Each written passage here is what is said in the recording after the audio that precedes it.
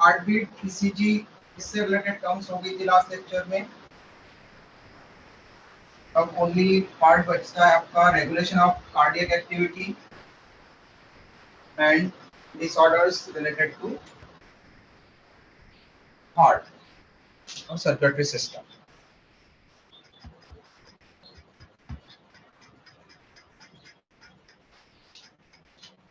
Next heading डालो, regulation of cardiac activity. Heart की activities का रेगुलेशन। तो फर्स्ट ऑफ ऑल आपको ये पता होना चाहिए कि हार्ट की एक्टिविटीज क्या होती है। हार्ट की एक्टिविटीज क्या होती है बेटा? ब्लड को पंप करना। कैसे ब्लड पंप करेंगे? हार्ट बीट क्रिएट करवा करके एक पर्टिकुलर रेट से हार्ट बीट को वहां पर प्रोड्यूस करते हैं। एक्टिविटीज होती है हार्ट बीट जनरेट करना, मतलब इम्पल्स जनरेट करना, और इम्पल्स जनरेट करके एट्रिया का सिस्टोल, वेंट्रिकल का सिस्टोल और जॉइंट डायस्टोल कॉज करना। तो इससे कार्डियक साइकिल चलेगा और कार्डियक साइकिल के कारण कार्डियक आउटपुट जनरेट होगा। Okay, each ventricle 70 ml of blood pump करेंगे रिस्पेक्टिव आर्टरीज में। ओके, आउटपुट कॉज कराएंगे। ये जनरली वहां पर सिग्नल कैरी करना, इंपल्स जनरेट करना और हार्ट बीट प्रोड्यूस करना और कार्डियक आउटपुट परफॉर्म करना, ये मेन फंक्शन है वहां पर हार्ट की। ब्लड पंप करना एक पर्टिकुलर पेस और प्रेशर के साथ में। तो इनका रेगुलेशन कैसे होता है? तो हमें पता है कि हमने स्टार्टिंग में कहा था कि हार्ट मसल से बना है और इसको कंट्रोल भी मसल ही करती है, कार्डियक मसल। तो ह्यूमन हार्ट मायोजेनिक है। ओके, मतलब यहाँ पर जो इंपल्स जनरेट होते हैं और जो कंट्रोल होगा हार्ट का, हार्ट बीट वहां पर प्रोड्यूस होना, ये मसल्स डिसाइड करती है। Controlled by cardiac muscles.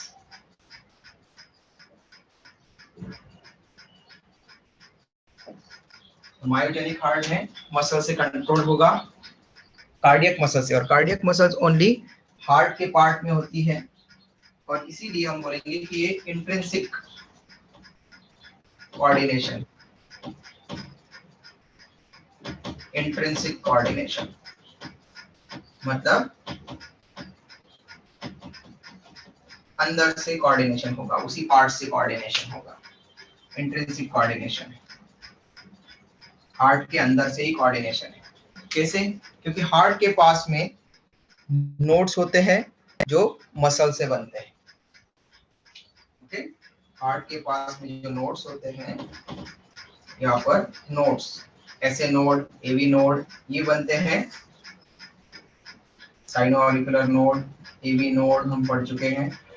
ये जो नोड्स बनते हैं ये ग्रुप्स ऑफ मसल्स होते हैं, कार्डियक मसल्स के ग्रुप से बनते हैं और इंपल्स जनरेशन का काम करते हैं।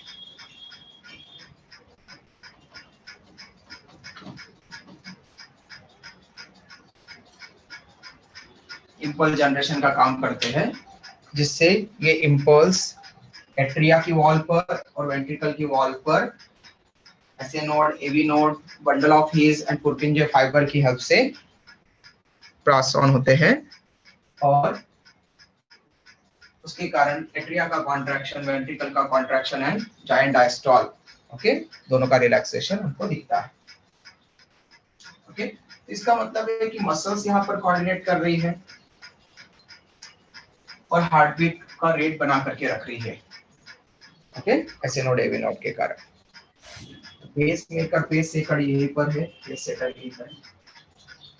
बट हार्ट की एक्टिविटी को ब्रेन का कोई कुछ पार्ट, मेडुला ऑब्लांगेटा पार्ट, ये थोड़ा सा हार्ट की एक्टिविटी को अल्टर कर सकता है, रेगुलेट नहीं करता पूरी तरह से बट अल्टर कर सकता है, थोड़ा बदल सकता है, मतलब हार्ट बीट रेट को बदल सकता है। ओके, वहां पर तो दूसरा रेगुलेशन यहाँ पर हम बात करेंगे, बट मेन रेगुलेशन है myogenic.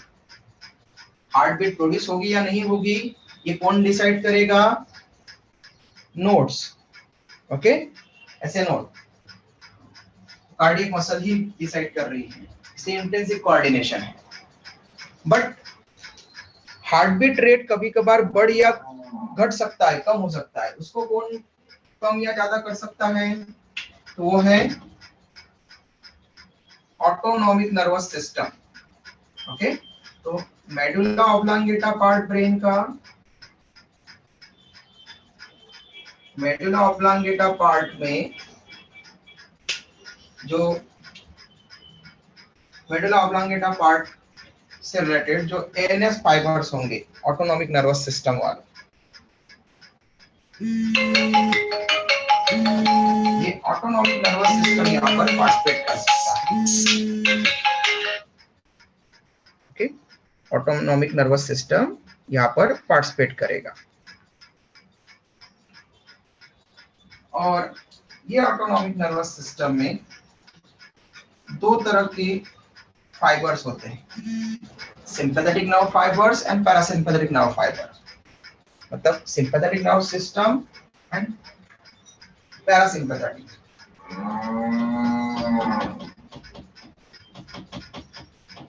Sympathetic and parasympathetic.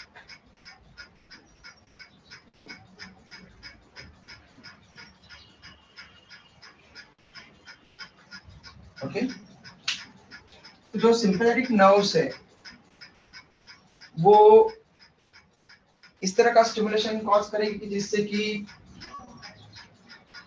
Heart beat rate increase हो जाएगा। ओके, सिंपैथेटिक नर्व फाइबर्स इस तरह के न्यूरॉन्स या न्यूरोट्रांसमीटर वहां पर रिलीज करेगी जिससे क्या हो जाएगा? Increase in heart beat rate, heart beat rate बढ़ जाएगा। Okay, and therefore cardiac output बढ़ जाएगा, तो इंक्रीज इन कार्डियक आउटपुट। ठीक है, ये इस तरह से यहाँ पर परफॉर्म करेगा। लेकिन पैरासिम्पैथेटिक नर्व सिस्टम क्या कॉज करता है हार्ट पर? तो ये decrease in heart beat rate, heart beat rate को ये कम करेगा एंड thus कार्डियक आउटपुट में भी डिक्रीज करेगा।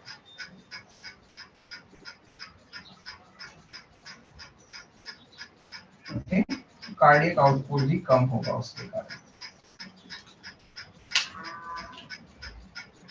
समझ में आया? इसका स्क्रीनशॉट ले लो बेटा आप लोग। सर एएनएस एएनएस मतलब तुम क्लास में कब आए बेटा? क्लास में लेक्चर स्टार्ट होने के बाद में आए कि लेक्चर के पहले आए? पहले ही आई। पहले आए थे, तो फिर मैंने एएनएस का फुल फॉर्म नहीं बोला बेटा? ऑटोनॉमिक नर्वस सिस्टम, ये लिख देता हूँ यहाँ, ऑटोनॉमस नर्वस सिस्टम।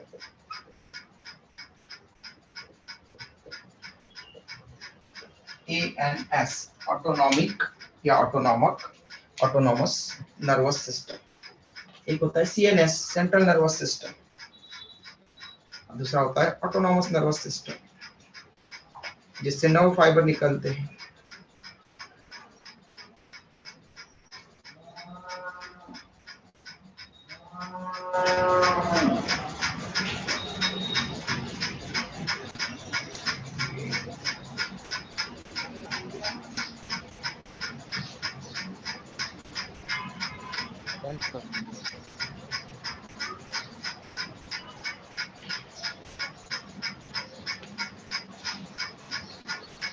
एक ही ब्रांच से रिस्पांस आया अभी तक तो इन शॉर्ट के बारे में।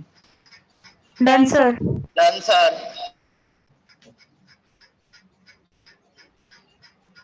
तो एक्चुअल में कुछ न्यूरोट्रांसमीटर्स होते हैं जिनकी हेल्प से हार्ट बीट रेट कम या ज्यादा हो सकता है। ओके, तो जो ऑटोनॉमिक नर्वस सिस्टम से निकलते हैं या फिर कुछ ग्लैंड से भी निकल सकते हैं, जैसे एएनएस से निकलने वाले जो न्यूरोट्रांसमीटर्स है, न्यूरोट्रांसमीटर्स ये है एसिटाइल कोलिन, ACH, इसको बोलते सभी लिख सकते हैं इसको ACH। तो acetyl choline, acetyl choline like neurotransmitter निकलते हैं और ये एनएस के थ्रू पहुंचते हैं हार्ट को, और हार्ट पर सिंपैथेटिक और पैरासिम्पैथेटिक नर्व सप्लाई की हेल्प से वहां पर एक्शन करेंगे। तो एसिटाइल कोलिन जो है हार्ट बीट रेट बढ़ाएगा। ओके, ऐसे ही एड्रेनलिन ग्लैंड्स के बारे में पढ़ेंगे हम, और तब हम किडनी के ऊपर एक ग्लैंड को रिप्रेजेंट करेंगे कैप लाइक। एड्रेनलिन ग्लैंड्स, दो किडनी है इसलिए वहां पर भी दो ग्लैंड्स होगी। किडनी के ऊपर एक कैप लाइक हम ग्लैंड बनाते हैं,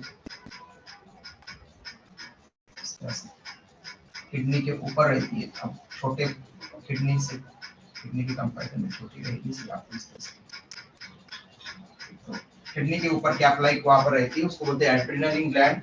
रीनल किडनी के लिए टर्म यूज करते हैं, तो एड्रेनलिन और सुप्रारीनल। ये एड्रेनलिन ग्लैंड हार्मोन प्रोड्यूस करती है जिसको हम कहते हैं एपिनेफ्रिन। एपिनेफ्रिन का दूसरा नाम है एड्रेनलिन। वैसे ही दूसरा हार्मोन प्रोड्यूस करती है नॉरएपिनेफ्रिन।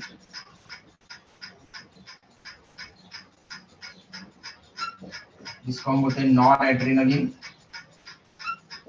Nor adrenaline. तो एड्रेनलिन, नॉर एड्रेनलिन, एपिनेफ्रिन या नॉर एपिनेफ्रिन, ये वैसोकॉन्स्ट्रिक्टर होते हैं एक्चुअल में। वैसोकॉन्स्ट्रिक्टर,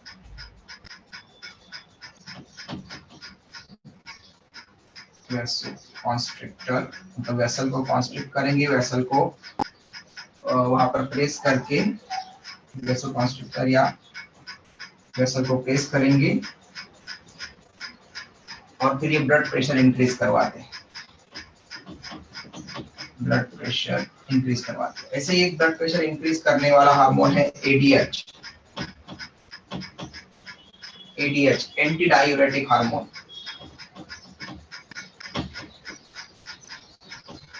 एंटी डायूरेटिक हार्मोन जो हम किडनी में पढ़ेंगे, एंटी डायूरेटिक हार्मोन। और ये एंटी डायूरेटिक हार्मोन, इसका दूसरा नाम है वैसोप्रेसिन। ये किडनी पर एक्ट करता है लेकिन निकलता है पिट्यूटरी ग्लैंड से। ओके, ये वैसोप्रेसिन या ADH secreted by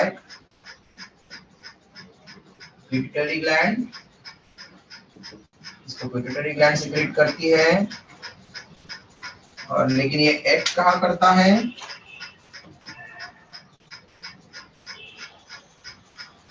acts on kidney, kidney में भी नेफ्रॉन की ट्यूब्यूल पर। Okay, distal converted tubule, DCT। Okay, distal convoluted part पर, वहां से ये वाटर निकालने का काम करता है, वाटर अब्जॉर्प्शन ज्यादा काम करता है। लेकिन वाटर अब्जॉर्प्शन करने के लिए फिर ये वहां पर वाटर अब्जॉर्प्शन तब करता है जब वेसल्स में वाटर कम हो, तो वहां पर वेसल कॉन्स्ट्रिक्शन ये भी करवाता है। तो वेसो कॉन्स्ट्रिक्शन, वेसोप्रेसिन मतलब वेसल को प्रेस करेगा, मतलब ये भी वेसो कॉन्स्ट्रिक्टर है। और जो वेसो कॉन्स्ट्रिक्टर होता है वो फिर ब्लड प्रेशर को बढ़ा देता है। ठीक है, एक हार्ट की वॉल में ब्लड प्रेशर कम करने वाला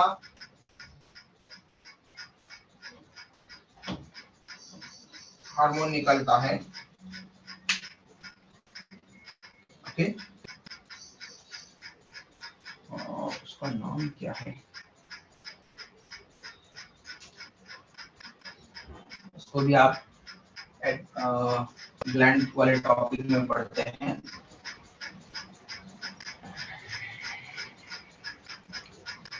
शॉर्ट नाम है atrial.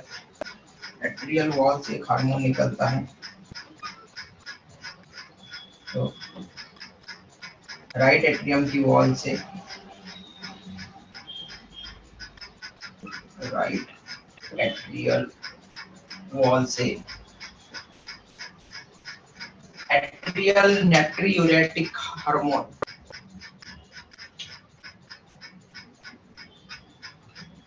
Atrial natriuretic hormone ANH ये निकलता है, एट्रियल नाट्रियूरेटिक हार्मोन। ओके, ये राइट एट्रियम की वॉल से निकलता है, एट्रियम की वॉल से निकलेगा। और ये तब निकलता है जब ब्लड प्रेशर ज्यादा हो, ब्लड प्रेशर हाई हो। तो ये ब्लड प्रेशर को कम करने वाला है, ये वेसोडाइलेटर है। ये वेसोडाइलेटर है, मतलब ब्लड वेसल को डायलेट करने वाला, रिलैक्स करने वाला। और ब्लड वेसल रिलैक्स हो जाएगी। आपने कभी पानी की ट्यूब को दबा करके देखा है? Yes sir. है ना, अगर आप पानी की ट्यूब को दबाएंगे तो पानी प्रेशर के साथ में ज्यादा दूर तक जाएगा। तो वहां पर ट्यूब को दबाने पर, वेसल को कॉन्स्ट्रिक्ट करने पर प्रेशर बढ़ता है कि कम होता है? बढ़ता है। प्रेशर बढ़ता है। बढ़ता है ना, तो प्रेशर बढ़ेगा, दबाएंगे तो प्रेशर बढ़ेगा, और अगर रिलैक्स करेंगे तो प्रेशर कम होगा। ठीक है, इसलिए वेसो कॉन्स्ट्रिक्टर जो वेसल को कॉन्स्ट्रिक्ट करते हैं, वेसल को प्रेस करते हैं, दबाते हैं, वो ब्लड प्रेशर बढ़ाते हैं। और जो वेसो डायलेटर होते हैं, जैसे एट्रियल नाट्रियूरेटिक फैक्टर या हार्मोन, इसको फैक्टर भी बोलते हैं, तो ANF भी बोलते हैं उसको। फैक्टर जब बोलेंगे तब ANF, atrial natriuretic factor, ANF। Okay, तो ऐसे ANF निकलता है यहाँ से। तो ANF क्या है? एट्रियल नाट्रियूरेटिक फैक्टर कैसा बिहेव करता है? ये बिहेव करता है वेसोडाइलेटर की तरफ।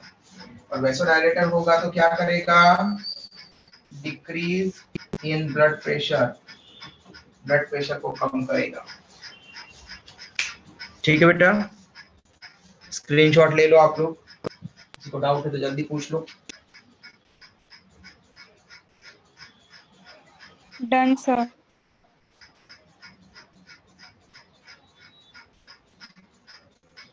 Done sir.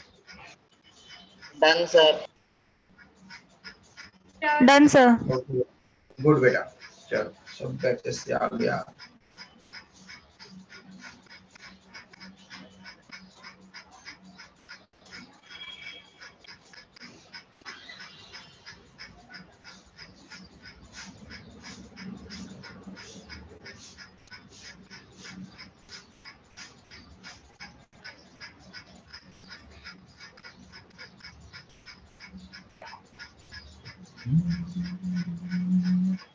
अब enamel is related to heart और circulatory system।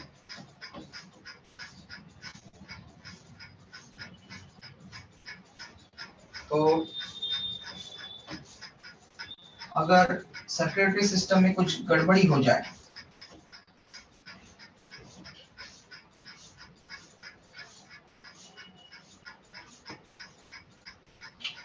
जैसे कुछ disorders or diseases related to disorders related to circulatory system or heart.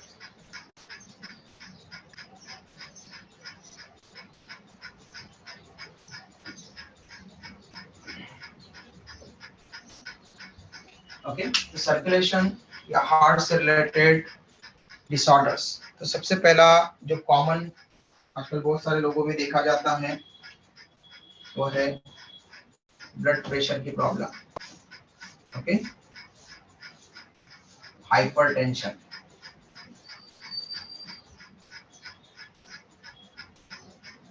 Okay, hypertension, hypertension को हाई बीपी की प्रॉब्लम बोल दिया जाता है। तो हाइपरटेंशन में क्या हो जाता है, ब्लड प्रेशर नॉर्मल से ज्यादा हो जाता है, increase in blood pressure, blood pressure बढ़ जाएगा।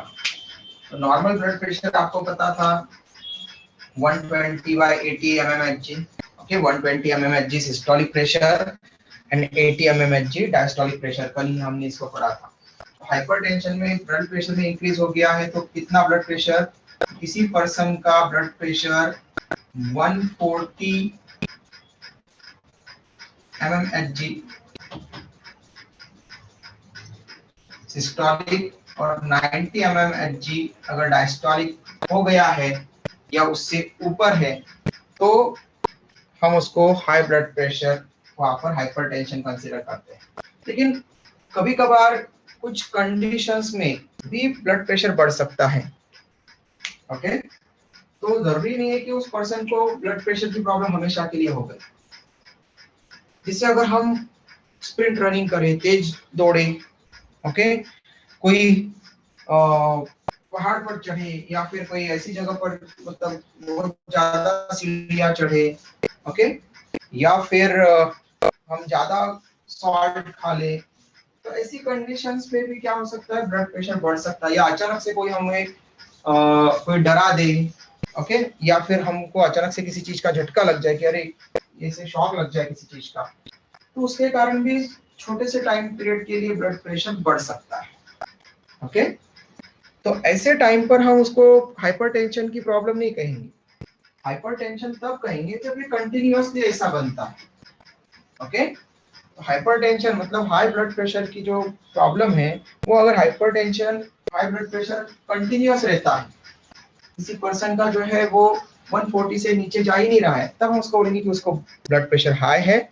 ओके, और आजकल तो 140 को भी उतना ज्यादा कंसीडर नहीं करते। ओके, उससे ऊपर अगर हो तो फिर वहां पर बोलते हैं कि यस हाई ब्लड प्रेशर है, और फिर उसकी मेडिकेशन करते हैं। ऐसे ही हाइपोटेंशन भी एक आपको, लो बीपी भी आपको बताया था। ओके, तो हाइपोटेंशन की भी प्रॉब्लम हो सकती है और हाई ब्लड प्रेशर की भी प्रॉब्लम हो सकती है। ज्यादा कॉमन हो है आजकल हाइपरटेंशन। ओके, तो हाइपरटेंशन क्यों होता है, तो इसके अलग अलग रीजन हो सकते हैं। एक कॉमन रीजन हो सकता है स्ट्रेस लेवल, स्ट्रेस बढ़ जाना, टेंशन बढ़ जाना, तो हाइपरटेंशन। ओके, तो कार्डियक सिस्टम पर टेंशन ज्यादा आ रहा है, प्रेशर ज्यादा आ रहा है, इसीलिए इसलिए ब्लड ज्यादा प्रेशर के साथ में फ्लो हो रहा है। ठीक है, अब कोई एक्टिविटी कर रहे हैं हम और उस टाइम पर अगर थोड़ा ब्लड प्रेशर बढ़े तो वो अच्छा है। जैसे कोई अभी ओलंपिक गेम्स हुए, तो ओलंपिक गेम्स में जो भी पर्सन अपना बेस देने की कोशिश करेगा, उसका ब्लड प्रेशर वहां पर बढ़ा ही मिलेगा आपको। तो उतने टाइम पीरियड के लिए उसको बीपी हो गया ऐसा नहीं बोलेंगे। ओके, तो वो अपना बेस देने के, आउटपुट दे अच्छे से अच्छा देने के लिए वो ज्यादा से ज्यादा मेहनत कर रहा है। कोई स्विमर है, स्विमिंग कर रहा है, तो उसका भी ब्लड प्रेशर वहां पर हाई है उस टाइम पर। ओके, तो क्यों, क्योंकि ब्लड ज्यादा पंप होगा तो ज्यादा ऑक्सीजन और ज्यादा न्यूट्रिएंट वहां पर जाएंगे। ठीक है, तो जितनी ज्यादा हार्ट बीट बढ़ेगी, जितना ज्यादा ब्लड प्रेशर बढ़ेगा, उतना जल्दी से वहां पर जाएगा। लेकिन ये जितना ज्यादा प्रेशर बढ़ता जाएगा और ज्यादा, उतना ज्यादा आर्टेरियल वॉल पर प्रेशर बढ़ेगा। ठीक है, जो सोफिस्टिकेटेड ऑर्गन्स है, लिविंग ऑर्गन, जैसे कि ब्रेन, किडनी, ओके, इनके ऊपर ज्यादा प्रेशर के पास में अगर ब्लड पहुंचा तो इनको डैमेज हो सकता है। इसलिए हाइपरटेंशन को वहां पर एक प्रॉब्लम की तरह देखा जाता है। तो जो कुछ देर तक के लिए हाइपरटेंशन हो रहा है तो उसमें कोई बड़ी प्रॉब्लम नहीं है। लेकिन अगर ये कंटिन्यूअसली हो रहा है तो फिर ये आर्टरी की वॉल को रप्चर कर सकता है, ब्रेन में प्रॉब्लम क्रिएट कर सकता है। ब्रेन में अगर कोई आर्टरी रप्चर हो जाए, वेसल रप्चर हो जाए, तो वहां पर ब्रेन हेमरेज हो सकता है। ओके, ब्रेन हेमरेज मतलब वहां पर हीमोरेज हो रहा है। हीम मतलब ब्लड, रेज मतलब टू फ्लो। ब्रेन हेमरेज मतलब ब्रेन में हीमोरेज हो रहा है, वहां पर ब्लड का क्लॉट जम गया वहां पर ब्रेन में कहीं पर, ब्लड वेसल रप्चर होने से। तो फिर ब्रेन का वो टिश्यू जिसके पास में ब्लड क्लॉट जम गया है, तो हो सकता है कि वो डिजेनरेट हो जाए, उनके न्यूरॉन्स काम करना बंद कर दे, क्योंकि उनको सिग्नल्स मिलना बंद हो सकते हैं, इंपल्सेस मिलना, न्यूरोट्रांसमीटर मिलना बंद हो सकते हैं। तो ये प्रॉब्लमेटिक हो सकता है। तो इसके लिए हाइपरटेंशन के लिए ये ध्यान रखना चाहिए कि हाइपरटेंशन वहां पर जिस भी पर्सन को हाई बीपी की प्रॉब्लम है उसको ज्यादा स्ट्रेस नहीं लेना चाहिए। ओके, उसको क्या क्या अवॉइड करना चाहिए, तो स्ट्रेस लेवल के कारण है, उसके कारण तो स्ट्रेस कम होना चाहिए। सोडियम आयन का इंटेक कम होना चाहिए। अगर सोडियम आयन का इंटेक ज्यादा होता है तो ब्लड प्रेशर बढ़ेगा। कैसे बढ़ेगा, कौन बताएगा? सोडियम आयन का इंटेक अगर करने से, आपने देखा होगा, सुना होगा, आप में से किसी किसी के रिलेटिव को है क्या ब्लड प्रेशर की प्रॉब्लम? बहुत कॉमन है ब्लड प्रेशर। हाँ सर, घर में है दादी को। हाँ, बस एक ही स्टूडेंट को पता है। है सर। सर घर में पेशेंट नहीं है पर सुना है। हाँ, नहीं मैं ये नहीं बोल रहा हूँ कि घर में हो, लेकिन आप लोगों ने कहीं ना कहीं रिलेटिव्स वगैरह में, किसी में आस पड़ोस में जानने वालों में सुना होगा ना कि इसको ब्लड प्रेशर की प्रॉब्लम है वगैरह, हाई बीपी है। यस सर, सुना है। फिर क्योंकि ये बहुत कॉमन हो चुका है आजकल, तो ऐसे पर्सन्स को डॉक्टर सबसे पहले क्या अवॉइड करते खाने का? नमक। नमक। है सर ना? NaCl। हाँ। हाँ, तो जिसको हाइपरटेंशन की प्रॉब्लम होती है, जिसका ब्लड प्रेशर कंटिन्यूअसली बढ़ा रहता है, उस पर्सन को डॉक्टर सबसे पहले मना कर देते कि वो टेबल सॉल्ट, खाने का नमक जो होता है, नमक जो होता है NaCl, सोडियम क्लोराइड, जिसमें कि सोडियम आयोडाइड जो है वो डिफेक्ट, क्रिस्टल में डिफेक्ट पास करवा करके सोडियम आयोडाइड बनाया जाता है, तो वो भी मना किया जाता है सॉल्ट खाने का। उसको बोला जाता है कि अगर उसका ब्लड प्रेशर क्रिटिकल लाइन के आसपास में तो उसको बोलते हैं बहुत कम कर दो, और अगर उसका ब्लड प्रेशर अगर बहुत ज्यादा है या फिर थोड़ा ज्यादा है तो उसको बोलते हैं पूरा बंद ही कर दो, नमक खाओ मत। ओके, तो जनरली डॉक्टर नमक खाने का मना ही कर देते हैं, क्योंकि सोडियम आयन हमको दूसरी जगह से भी मिल जाती है। अगर हम दूसरे अगर वेजिटेबल्स वगैरह प्रॉपर खाते हैं तो उनसे भी हमको सोडियम आयन्स मिलने के चांसेस होते हैं। तो जितना सोडियम चाहिए उतना। तो सोडियम क्लोराइड में सोडियम आयन ये अगर ज्यादा हो जाए कार्डियक मसल्स में, कार्डियक मसल्स में, दूसरी मसल्स के लिए अच्छा है, न्यूरॉन के लिए अच्छा है, लेकिन कार्डियक मसल्स के साइटोप्लाज्म में अगर सोडियम आयन ज्यादा हो जाए तो ये प्रॉब्लमेटिक है। तो कार्डियक मसल्स में सोडियम आयन होने के कारण ब्लड प्रेशर बढ़ जाता है।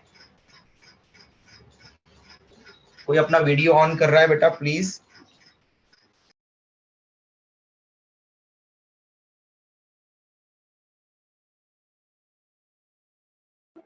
सर आपका माइक म्यूट हो गया। किसी का वीडियो ऑन हो गया तो मेरा माइक कैसे क्या म्यूट हो गया? ओके, कोई बात नहीं, चलो। तो अभी आवाज आ रही बेटा? Yes sir. हाँ सर।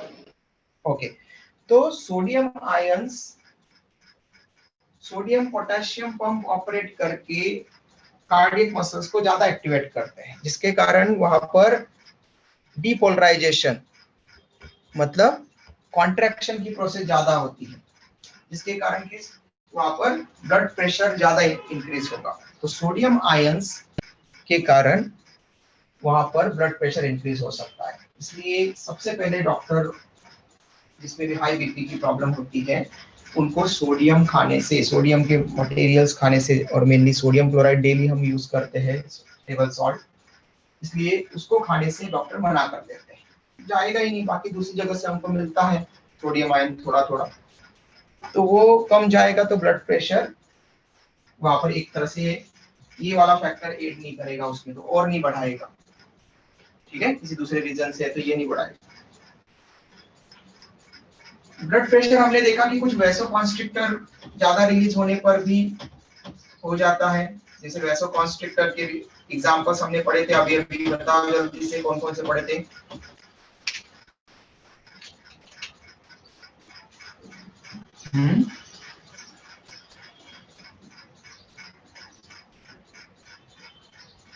वैसोकॉन्स्ट्रिक्टर के एग्जांपल पढ़े ना अभी अभी हमने।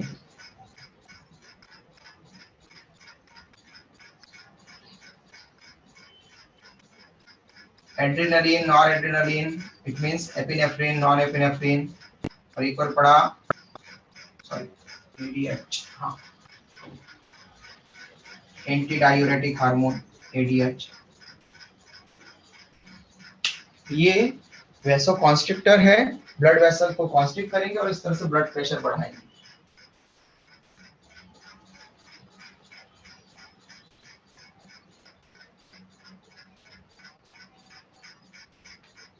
ठीक है, तो ब्लड प्रेशर इंक्रीज होने के सो मेनी रीजंस हो सकते हैं, उनमें से फर्स्ट तो ये रीजन है। अब एक चीज हो जाती है,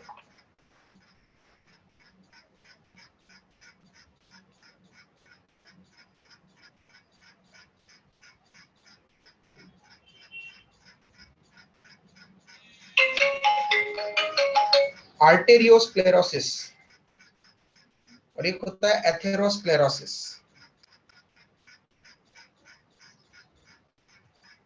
ओके, तो एथेरोस्क्लेरोसिस अलग है और आर्टेरियोस्क्लेरोसिस अलग है। आर्टेरियोस्क्लेरोसिस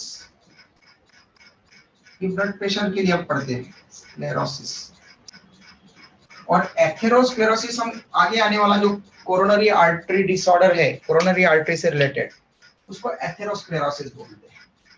यहाँ पर आर्टेरियोस्क्लेरोसिस, स्क्लेरोसिस का मतलब है कि कुछ डिपॉजिट हो जाना। Okay, deposition. तो आर्टरीज के अंदर अगर कुछ डिपॉजिट हो जाए, तो डिपॉजिशन किसका हो सकता है ब्लड वेसल्स में? तो deposition of fibrous tissue, calcium, okay, calcium ion, fibrous tissue, okay, fibres वगैरह, फाइब्रस टिश्यूज वगैरह, इनका डिपॉजिशन हो जाए, या फिर सबसे ज्यादा अफेक्ट करता है कोलेस्ट्रॉल, या फिर कोलेस्ट्रॉल, फैट। तो ऐसे किसी चीज का अगर डिपॉजिशन हो जाए तो ब्लड वेसल्स का, ये कोई ब्लड वेसल आर्टरी है, तो इसका डायमीटर इतना था और यहाँ पर अब ये डिपॉजिशन चल रहा है, समझ लो कोई कोलेस्ट्रॉल डिपॉजिट हो रहा है। तो पहले जिस पेस के साथ में, जिस प्रेशर के साथ में ब्लड जा रहा था, तो अब ब्लड प्रेशर कम होगा कि ज्यादा होगा यहां से जाते समय? अब डिपॉजिशन के बाद डायमीटर कम हो गया ना, कम होगा, कम होगा प्रेशर, ज्यादा होगा। ज्यादा होगा। ज्यादा प्रेशर के साथ में जाएगा ना, डायमीटर कम हो गया तो कॉन्स्ट्रिक्ट हो गया, मतलब वो, तो अब ब्लड को तो जाना है, ब्लड कम जाएगा लेकिन ज्यादा प्रेशर के साथ में जाएगा। ओके, तो इसको बोलते हैं आर्टेरियोस्क्लेरोसिस। अगर वो किसी भी आर्टरी में हो, तो किसी भी वेसल में हो, तो आर्टेरियोस्क्लेरोसिस। ओके, लेकिन अगर वो कोरोनरी आर्टरी में होगा तो उसको हम एथेरोस्क्लेरोसिस बोलेंगे। ओके, और वो हार्ट के लिए कोरोनरी आर्टरी डिसीज में आएगा, फिर वो कोरोनरी आर्टरी से रिलेटेड डिसीज में वो अलग है, उसको एथेरोस्क्लेरोसिस पढ़ेंगे। ये डिपोजिशन के कारण यहाँ पर होता है। स्क्रीनशॉट ले लो बेटा, किसी को कुछ पूछना है तो पूछ सकते हैं।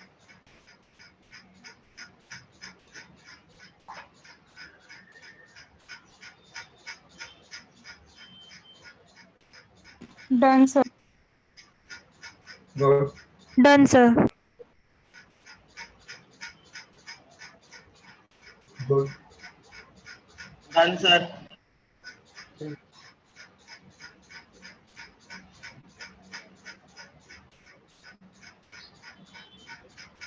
गुड।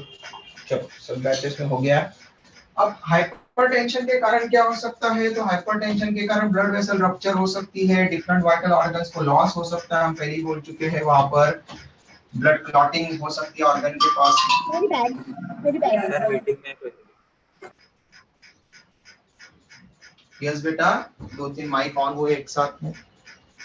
कोई कुछ पूछ रहा है क्या?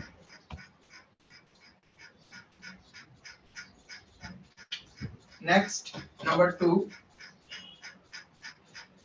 CAD, कोरोनरी आर्टरी डिसीज और डिसऑर्डर्स। कोरोनरी आर्टरी से रिलेटेड डिसऑर्डर्स को हम यहाँ पर CAD, cat, coronary artery disorders, और इसी को हम बोलते हैं एथेरोस्क्लेरोसिस।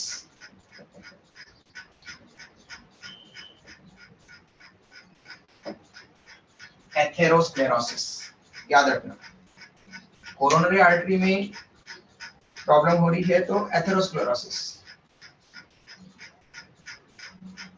एथेरोस्क्लेरोसिस में क्या होगा, वही डिपोजिशन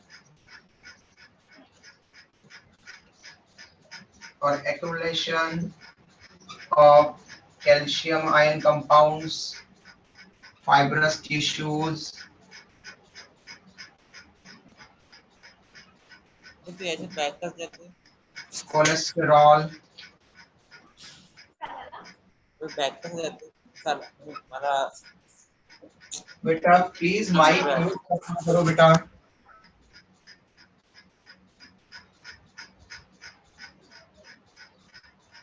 और यहाँ से समझ में आ जाता है फिर कि आप कितना सीरियसली पढ़ाई कर रहे हो। तो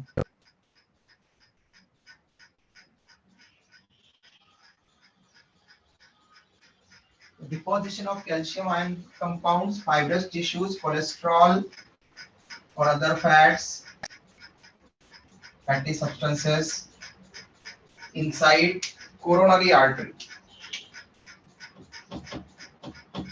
inside the coronary artery। Specially अगर कोरोनरी आर्टरी में मतलब जो हार्ट की वॉल को ब्लड सप्लाई कर रही है कोरोनरी आर्टरी, उस आर्टरी में अगर डिपोजिशन हो जाए तो हार्ट को ज्यादा डैमेज हो सकता है। ओके, तो इसको बोलते हैं एथेरोस्क्लेरोसिस।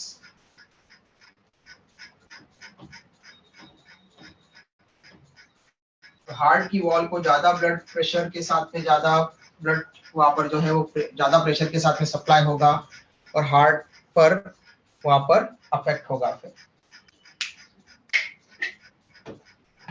तो ये हार्ट को ज्यादा अफेक्ट करेगा और इसके कारण heart attack, okay,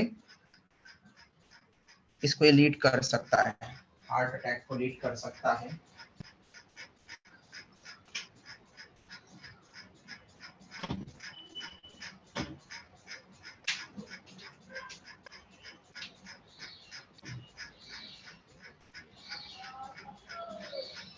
blood to heart wall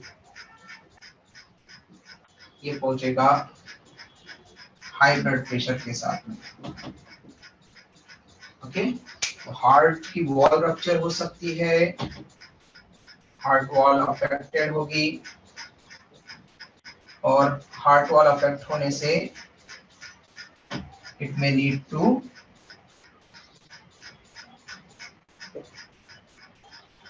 heart attack, इससे हार्ट अटैक हो सकता है या हार्ट फेल्यूर भी हो सकता है। तो हार्ट अटैक को ये लीड करेगा। ये तीन टर्म्स अलग अलग होती है, heart attack, heart failure and cardiac arrest. ये तीन टर्म्स अलग अलग होती है।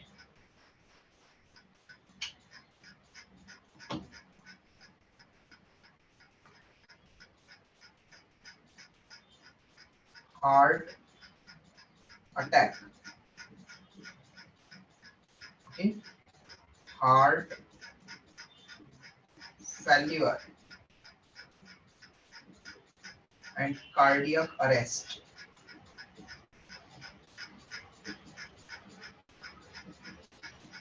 बहुत सारे लोग जो होते हैं वो इनको एक जैसा ही समझते हैं, और कुछ डॉक्टर तो जो है दूसरों को समझाने के लिए इन तीनों चीजों का मतलब एक ही बता देते कि हार्ट अटैक हो गया।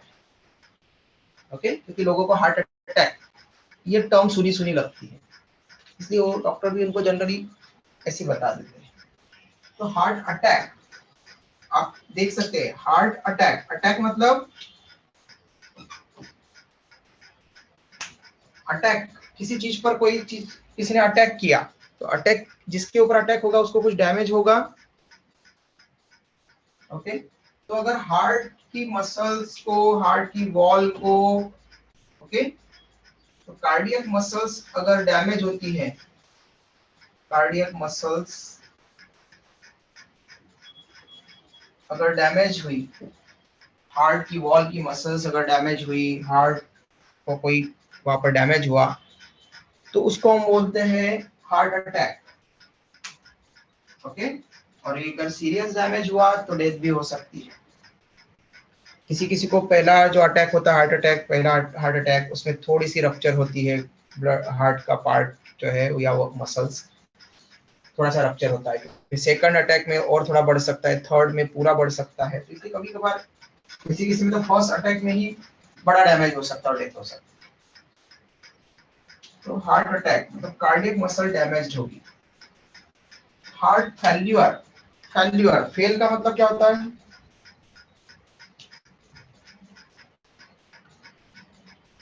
अब जैसे आप लोग 11th में पास हो गए, ओके, तो पास होने के लिए क्राइटेरिया क्या था आपके पास?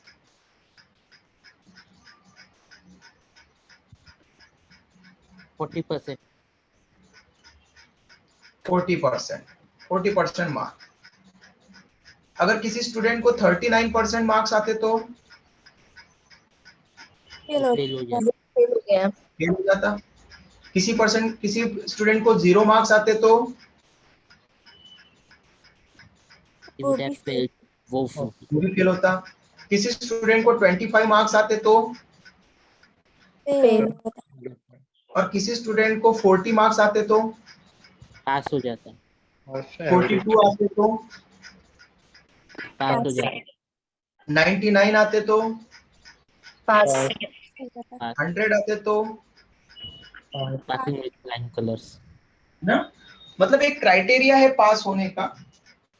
तो ऐसे हार्ट का क्राइटेरिया है पास होने का कि हार्ट जो ब्लड पंप करता है, ओके, हार्ट ब्लड पंप करता है, अबाउट 70 ml ब्लड पंप करता है, ऑक्सीनेटेड ब्लड पंप करता है। 100 ml ब्लड के अंदर 20 ml ऑक्सीजन होना चाहिए, और ऐसा 70 ml ब्लड वो स्ट्रोक वॉल्यूम के फॉर्म में पंप करता है। ओके, तो 70 ml ब्लड पंप करना मतलब ये उसका मैक्सिमम, ये मेन उसका काम है। लेकिन अगर वो 60 ml ब्लड भी पंप करे तब भी हम बोलेंगे कि वो पास है। ओके, लेकिन जब वो 30-40 ml ब्लड पंप कर रहा है या 20 ml ब्लड पंप कर रहा है, तो अब हम क्या बोलेंगे? हार्ट क्या हो गया? फेल हो गया। तो मतलब इनसफिशिएंट अमाउंट ऑफ ब्लड अगर जब पंप करेगा हार्ट, तो हार्ट फेल्यूर बोलते हैं। Pumping of insufficient amount of blood।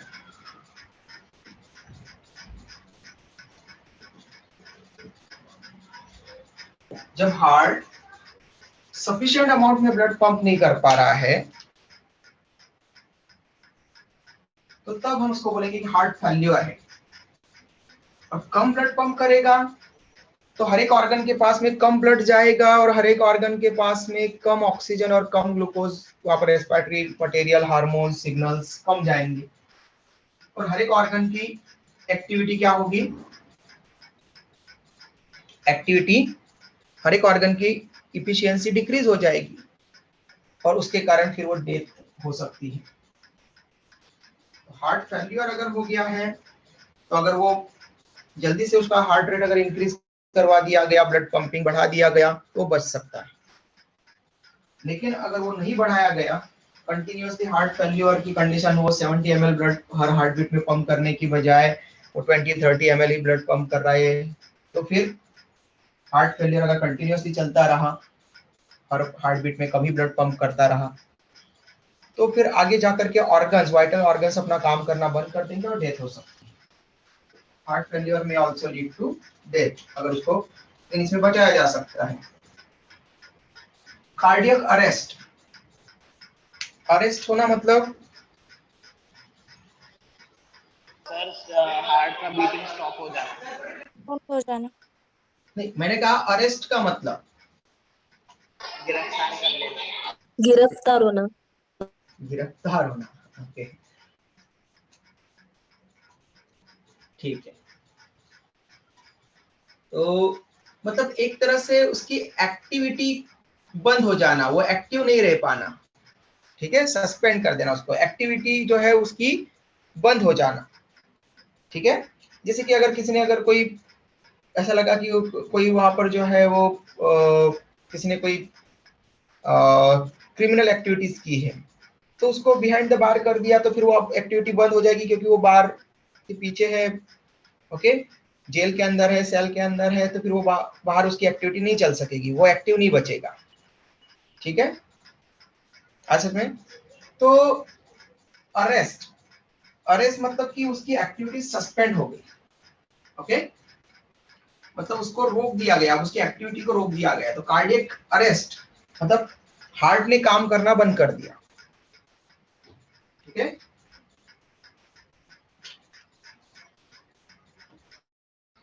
तो when heart stop pumping, pumping ही बंद कर दिया, हार्ट बीट जनरेट करना ही बंद कर दिया, ठीक है, उसने अपनी एक्टिविटी करना बंद कर दी, ओके, तो उस कंडीशन को बोलते हैं कार्डियक अरेस्ट। और जैसे हार्ट ने एक्टिविटी करना बंद कर दी, हार्ट बीट बंद हो गई, पंपिंग बंद हो गया, तो अगर वो एक दो हार्ट बीट अगर उसने अगर स्किप कर दी तो बात अलग है, लेकिन अगर उसने परमानेंटली कर दिया ऐसा, या फिर अगर एक आध मिनट से पंपिंग ही नहीं हो रहा है, हार्ट बंद हो गया 1 मिनट के लिए, तो क्या होगा, पूरी बॉडी बंद हो जाएगी, डेथ हो जाएगी। तो कार्डियक अरेस्ट मतलब हार्ट ने अपना काम करना बंद कर दिया, ओके, इसको बोलते हैं cardiac arrest.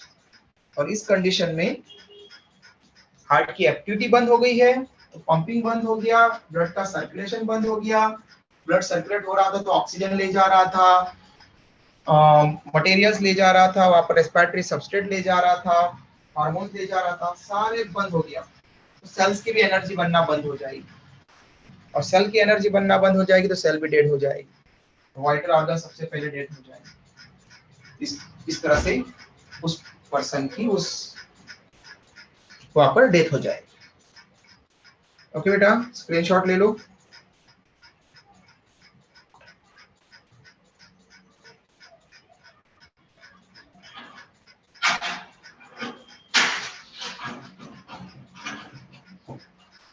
Done sir. Done sir. Okay, last है एंजिना पेक्टोरिस।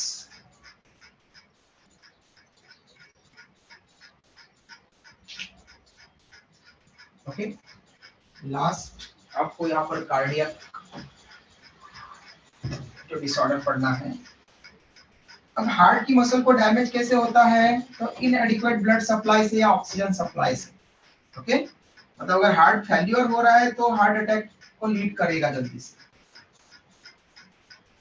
ठीक है, इनएडिक्वेट ब्लड सप्लाई या ऑक्सीजन सप्लाई से क्या हो सकता है? हार्ट अटैक हो सकता है। लेकिन सबसे पहले इनएडिक्वेट ऑक्सीजन सप्लाई के कारण डिसीज होती है, जो प्रॉब्लम होती है वो होती है एंजिना पेक्टोरिस।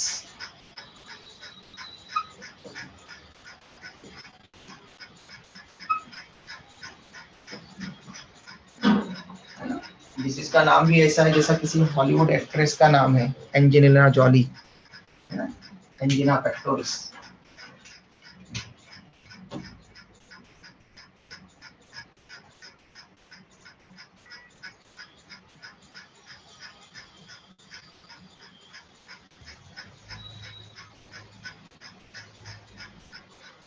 एंजिना पेक्टोरिस, इसका मीनिंग है acute chest pain. Acute chest pain.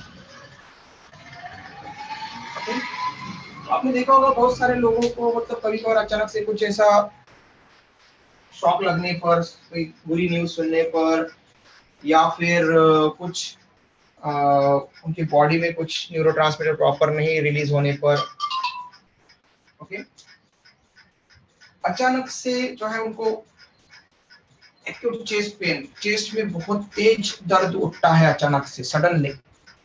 Okay, तो sudden and acute chest pain, इसको हम बोलते हैं एंजिना पेक्टोरिस। शॉर्ट में इसको एंजिना भी बोलते हैं, पूरा नाम है angina pectoris, acute chest pain. इसका रीजन क्या है? तो इनएडिक्वेट ऑक्सीजन सप्लाई।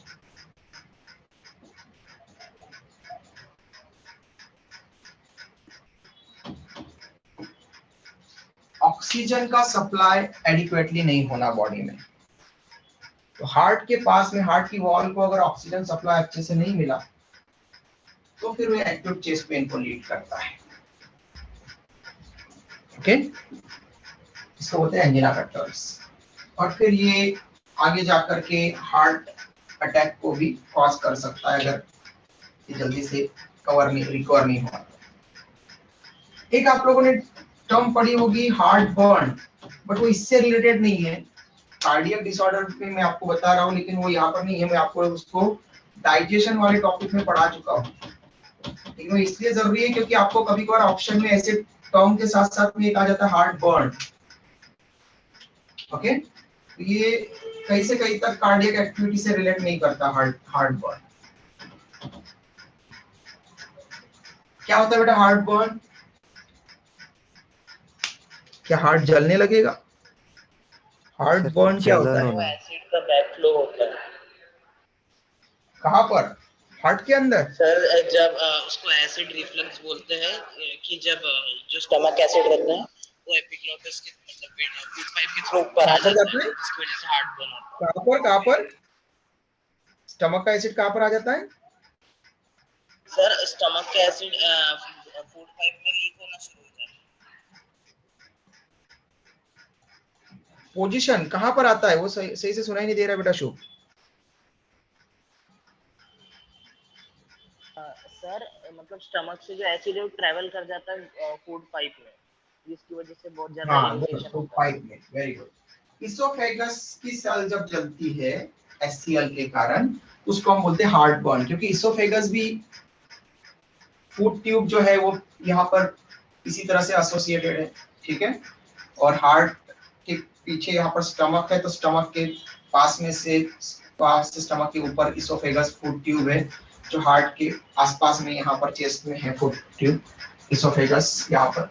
तो ऐसी कंडीशन जिसमें कि एचसीएल किसी रीजन से, जो गैस्ट्रिक जूस में जो एचसीएल रिलीज होगा 1.8 पीएच वाला, ना high, very highly acidic pH वाला, वो अगर कार्डियक स्फिंक्टर ओपन होने से, गैस्ट्रोइसोफेजियल स्फिंक्टर ओपन होने से अगर वो एचसीएल का कुछ पार्ट अगर आ जाए इसोफेगस की ट्यूब में, when HCl of gastric juice enters into oesophagus. Okay, देखो स्टमक के अंदर रहता है HCl, तो स्टमक के पास में गॉबलेट सेल्स है, गैस्ट्रिक ग्लैंड की सेल्स है, गॉबलेट सेल्स, और गॉबलेट सेल म्यूकस सीक्रेट करके उसको बचा लेती है स्टमक की वॉल को। एसिडिक काइम जब जाता है स्मॉल इंटेस्टाइन में, स्टार्ट वाले पार्ट में, ड्यूडेनम में, तो ड्यूडेनम में भी हमने ब्रूनर्स ग्लैंड पढ़ी थी, और ब्रूनर्स ग्लैंड में भी गॉबलेट सेल्स थी जो म्यूकस सीक्रेट कर रही थी, तो एसिडिक काइम को न्यूट्रलाइज कर लेती है। लेकिन इसोफेगस में हमने कई गॉबलेट सेल्स नहीं पढ़ी थी जो म्यूकस सीक्रेट करेगी। इसलिए अगर गलती से अगर स्टमक का कुछ HCl इसोफेगस में आ जाता है, तो इतना हाईली एसिडिक HCl है, तो ये स्टमक से निकल करके जब इसोफेगस में आएगा, तो इसोफेगस में म्यूकस नहीं है, इसलिए ये इसोफेगस की सेल्स को जला देगा, डिस्ट्रॉय कर देगा, डीजनरेट कर देगा। ओके, और वो हार्ट के ठीक पास में है, इसलिए चेस्ट में ऐसा लगता है कि वहां पर हार्ट में जलन हो रही है। ठीक है, तो उसको हार्ट बर्न बोल देते हैं, वो एक्चुअल में इसोफेगस की सेल जल रही है। When HCl of gastric juice enters into esophagus, esophageal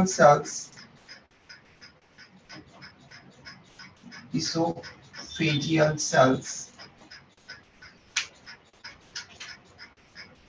burn or degenerate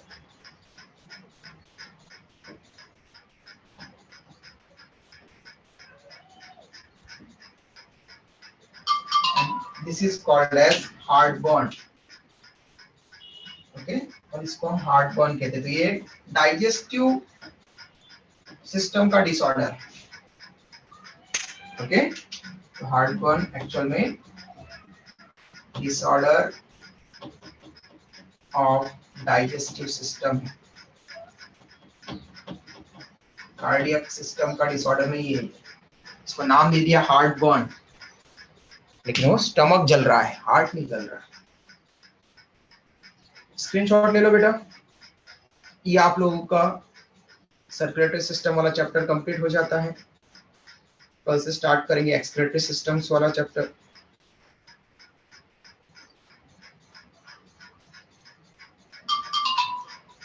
done sir. Good बेटा। ओके, तो excretory products and their elimination, मतलब nitrogenous excretory material. Okay, kidney के बारे में पढ़ेंगे, नेफ्रॉन के बारे में, यूरिन फॉर्मेशन के बारे में। ओके, चलो बाय बेटा, टेक केयर, कल मिलते हैं। Bye sir, thank you sir. Sir bye बेटा।